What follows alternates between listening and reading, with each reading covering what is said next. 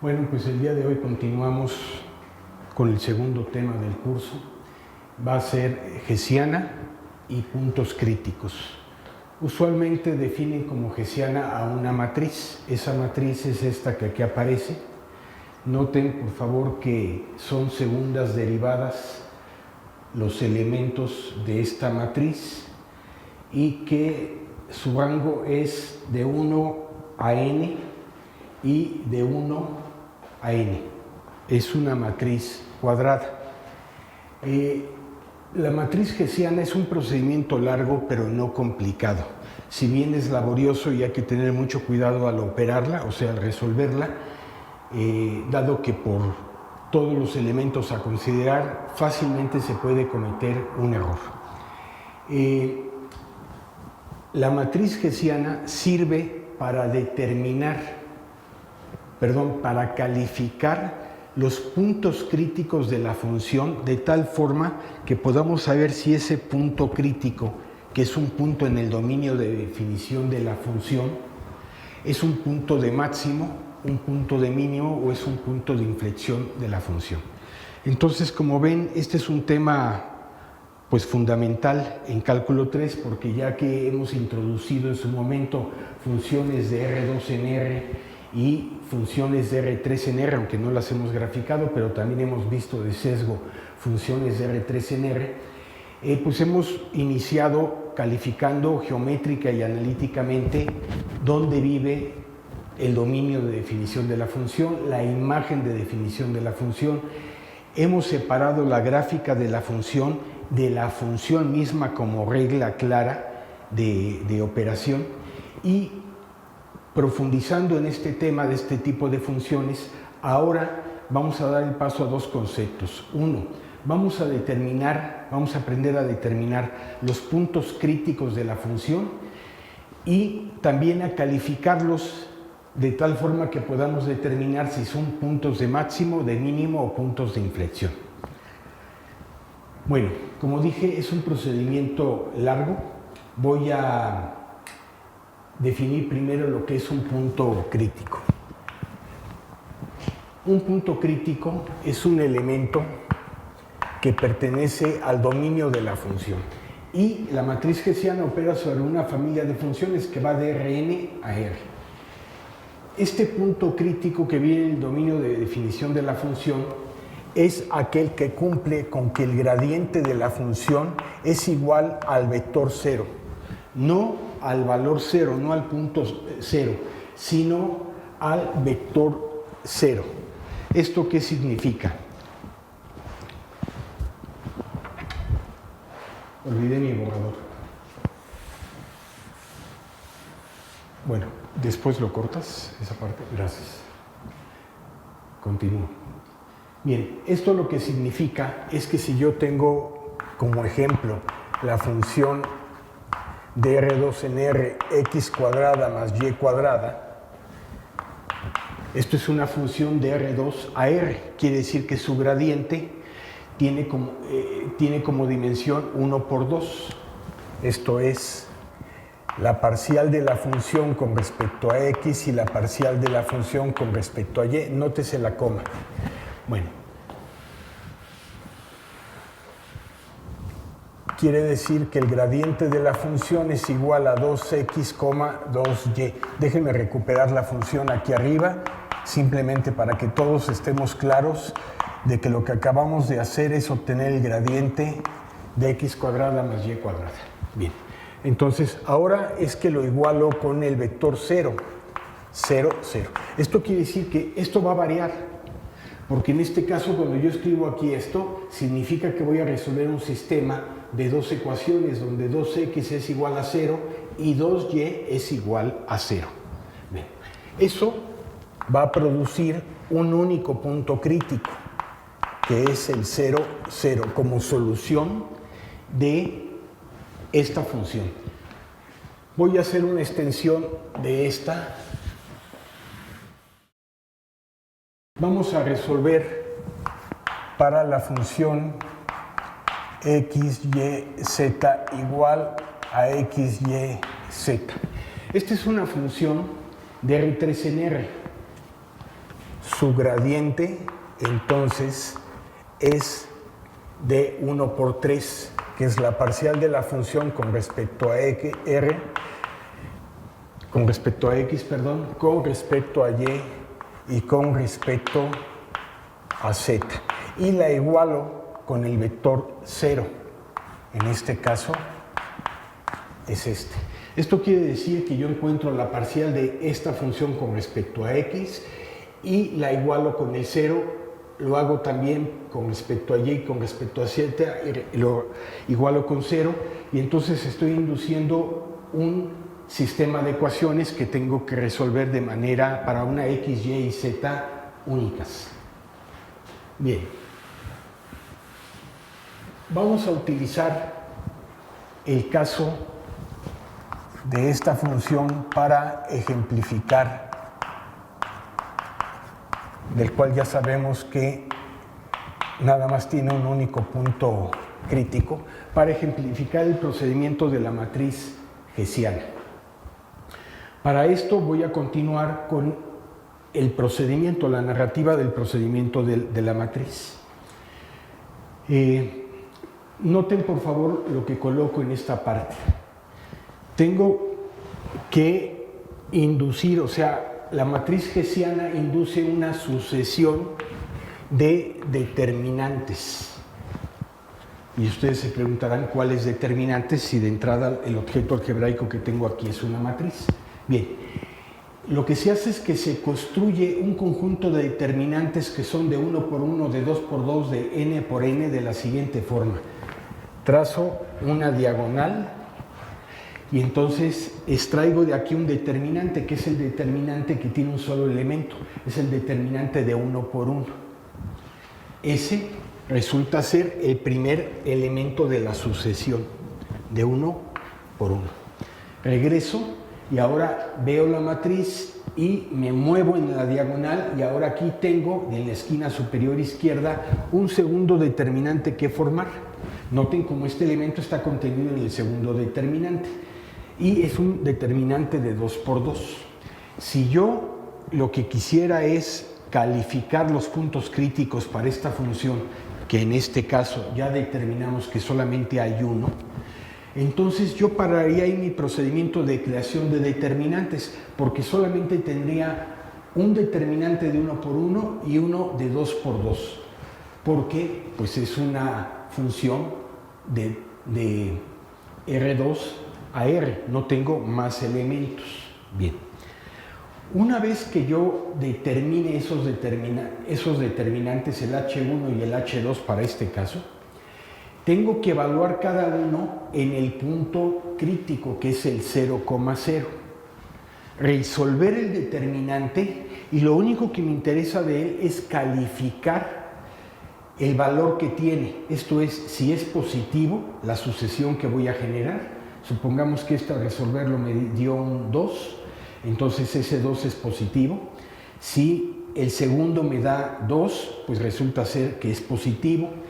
Y en consecuencia, fíjense que si la sucesión de valores son todos positivos, para mi caso solamente serían los dos primeros y me tendrían que dar más y más, entonces el punto crítico 0,0 lo calificaría como un punto de mínimo.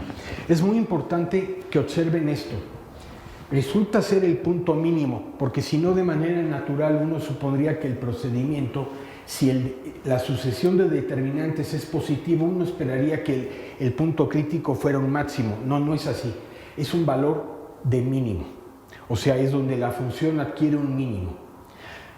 Por otro lado, si esta sucesión de determinantes es alternada, iniciando con menos y sigue con más y luego menos y luego más, etcétera, entonces ese punto crítico, al obtenerlo, resulta ser un punto de máximo. Es un máximo, es donde la función adquiere un valor máximo en la función. Bien, ¿qué pasa con los puntos silla o puntos de inflexión? Bien, eso es cuando ocurre una combinación de la sucesión en la que no tengo ni positivos ni alternados comenzando con menos. Ejemplo, un punto crítico para pensar que lo puedo calificar como punto silla o punto de inflexión, la sucesión tendría que ser algo así: iniciar con más y luego menos. ¿Esto qué quiere decir? Que ni es esta alternada, ni es esta de más.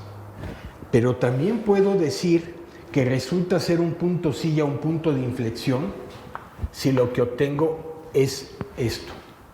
Por otro lado, son muchas las reglas. Si alguno de estos valores que obtengo aquí resultara ser 0, simplemente el sistema de la matriz hessiana no me aporta solución.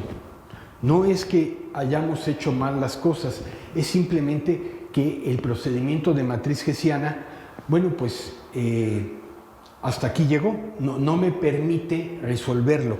Ya después, al final, voy a procurar señalar qué es lo que tendría que hacer. Adelanto que lo que yo tendría que hacer sería, en una vecindad al punto crítico, evaluar la función en diferentes valores de esa vecindad para poder conjeturar qué tipo de punto es el que estoy obteniendo.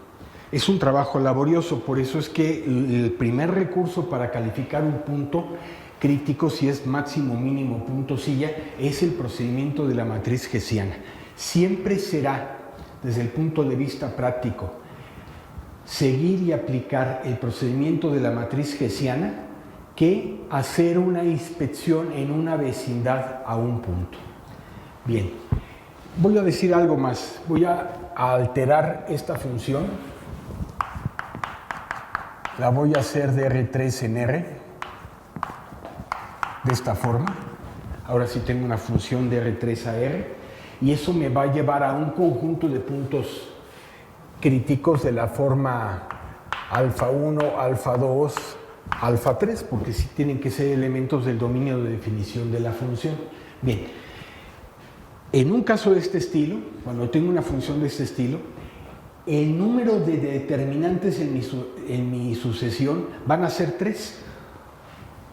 Un determinante de 1 por 1 con este elemento, un determinante de 2 por 2 con estos 4 elementos y un determinante de 3 por 3 con 3 elementos. ¿Sí?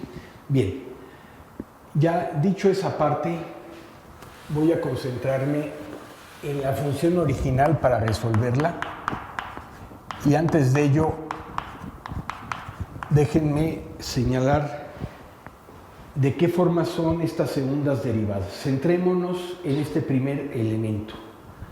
Es una segunda derivada de la función con respecto a la primer variable.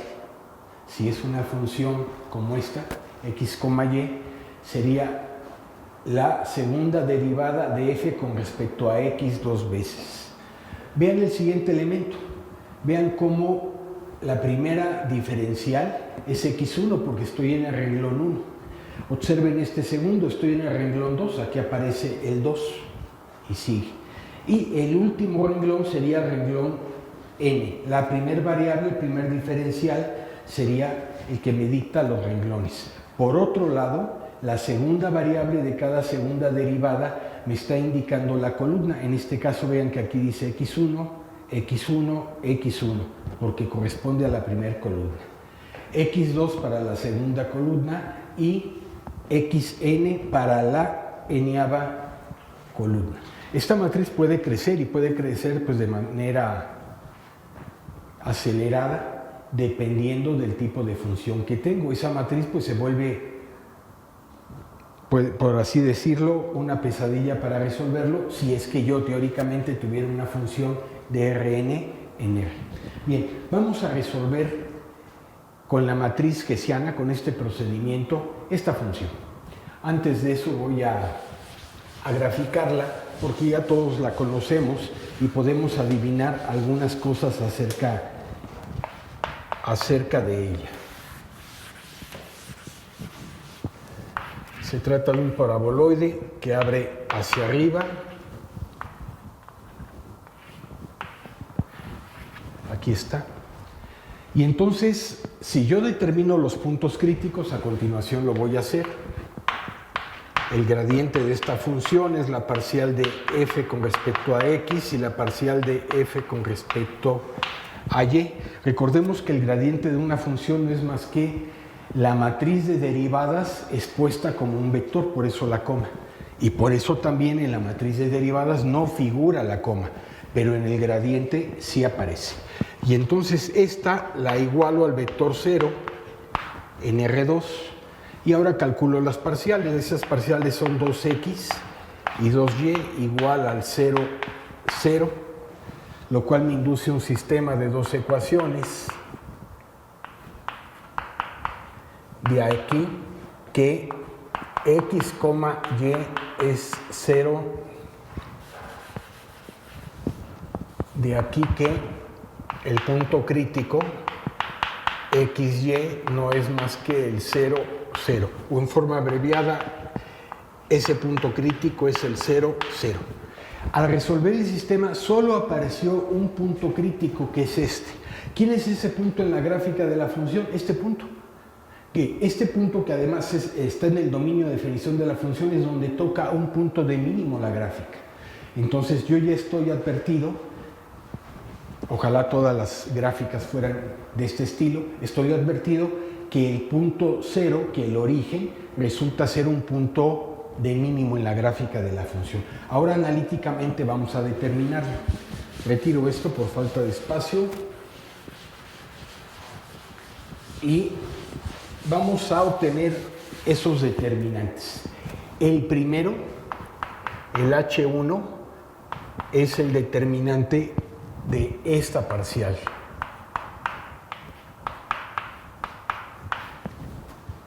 Y el H2, que es el último de ellos, es un determinante de 2 por 2. Es el primer elemento, el 1 de 1, de aquí, con respecto a x y con respecto a x. Noten que su subíndice es 1, 1. Y el segundo elemento, que dice x1, x2, pues para mi caso es x y es y. Abajo es x2, o sea, y x, y el último, bien. Bien, aquí ocurre algo que es importante observar. Las derivadas mixtas no tienen por qué ser iguales. Cuando yo tengo una función en lo general dentro de las que son de R2 a R, no tienen por qué ser estas dos iguales. Mi recomendación, siempre calculen a ciegas las 4 segundas derivadas de la función. Bien, vamos a calcular primero esta. ¿Quién es la segunda derivada de la función con respecto a x dos veces? Pues es 2. Y eso lo tengo que evaluar en el punto xy igual al 0, 0. Por supuesto, una constante lo que me arroja no es más que el número 2, no se altera, pero yo podría tener aquí adentro algo del tipo 2 por seno de xy o 2 por xy cuadrada, según la naturaleza de la función. Entonces es válido sustituir y siempre hay que sustituir el punto. Bien, en este caso resulta ser 2. Y de este 2 lo que observo es que es positivo. O sea, ese es el primer elemento de mi sucesión. Lo voy a poner aquí. La sucesión, su primer elemento es más. Hagamos el segundo. El segundo, este elemento lo acabo de calcular. Noten que la segunda derivada, por iniciar por este elemento, el 2 de 2. La segunda derivada de esta es un 2. Y ahora sí regreso a este. La derivada de esta función con respecto a y es 2y. Y la derivada parcial con respecto a x de 2y es 0. De manera análoga ocurre este 0 en este elemento. Y esto me lleva a este valor que resulta ser mayor a 0. Bien, este es el siguiente elemento. ¿Qué podemos ya afirmar acerca del punto crítico que previamente determinamos que es el 0, 0? Bueno, pues que este punto es punto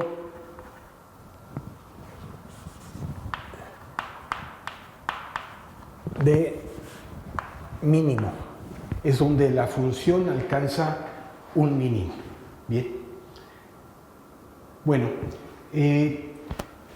no voy a abundar con otro ejemplo, pero sí voy a colocar un ejemplo aquí para que ustedes lo resuelvan y reafirmen este concepto, y después voy a pasar a la evaluación de un punto en la vecindad en el dominio de definición de la función. Entonces, déjenme a continuación colocar una función, la cual voy a hacer algunas observaciones finales para que ustedes desarrollen ese ejemplo, y voy a procurar darles inmediatamente después qué resultados obtuve tanto para el número de puntos críticos, quiénes son y la calidad de ellos.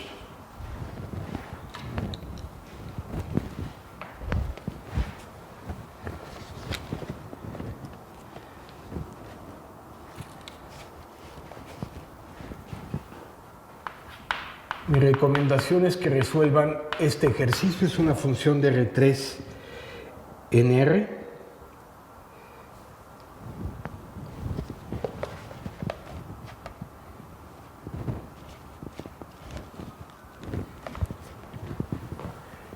Y es la función constante 1.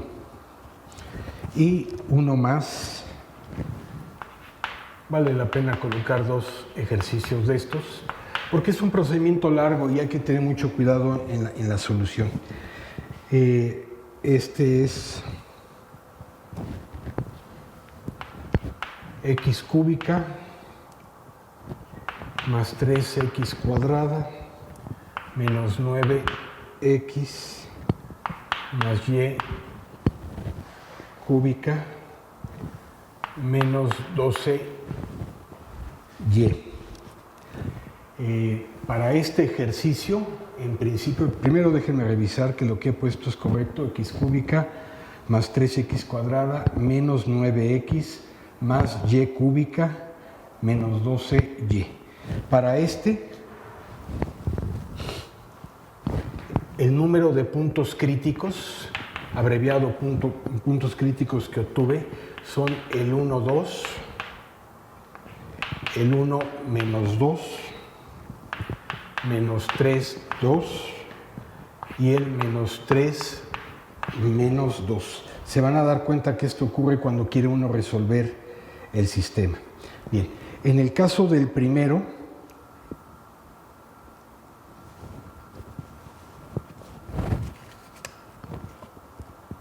tengo un solo punto crítico en este. Punto crítico es solamente este punto. Claro, aquí tiene que ser un punto que vive en R3, mientras que estos 4 se corresponden a una función. Aquí hay un error, no es problema, lo vuelvo a corregir. Ahí está. Sí, son elementos de R2 que se corresponde con esta función. Estaba equivocado esta parte. Bueno. Finalmente voy a quitar todo esto para que centren su atención en algo, y por eso estoy borrando intencionalmente esta parte, porque ya no lo vamos a utilizar. Sucede que cuando ya la matriz, el procedimiento de matriz hessiana o no funciona porque encontré un 0 en esa sucesión, y entonces se invalida, pues entonces voy a tener que hacer un trabajo manual. ¿A qué me refiero con ello? Supongamos que la gráfica de la función tiene esta forma y que se invalida la función en este punto. Si esto ocurre, o sea, el procedimiento de la matriz hessiana no me funciona, yo tengo que establecer una vecindad al punto y establecer rutas, o sea, con funciones. Voy a magnificar esto aquí. Y voy a tener que establecer rutas a través de funciones y evaluarlas en la cercanía del punto. Lo ideal es que estas funciones que tengo aquí, 1, 2, 3, 4 y 5, estas 5 trayectorias, establezca el límite de ellas cuando convergen a este punto, cuando se aproximan a este valor, y determino cuál es el valor de la función en esos puntos, de tal forma que yo puedo observar qué cambios en el signo aparecen, porque la función podría hacer cosas de este estilo, que quedase por arriba de un valor o por debajo del valor que tengo en algún punto determinado. En este caso, el punto que me interesa es el x0. Entonces tengo que estar estableciendo con funciones rutas en la vecindad, miren la vecindad, para poder examinarla y conjeturar acerca de ese punto. Siempre este trabajo será mucho más largo y mucho más elaborado que resolverlo con la matriz hessiana, pero hay ocasiones, y estas no son raras, en las que este es el único camino. Sin embargo, como hemos visto en clase, y así va a ser durante este curso, vamos a siempre aportar ejercicios de corte académico que les permita a ustedes dos cosas. Uno, entrenarse en la forma de determinar los puntos críticos de la función, y segundo, principalmente ejercitarse con el procedimiento de la matriz hessiana. Ya si no funciona, si se invalida el procedimiento de la matriz hessiana, al menos sí podemos lograr obtener los valores que son los puntos críticos. Eso es todo.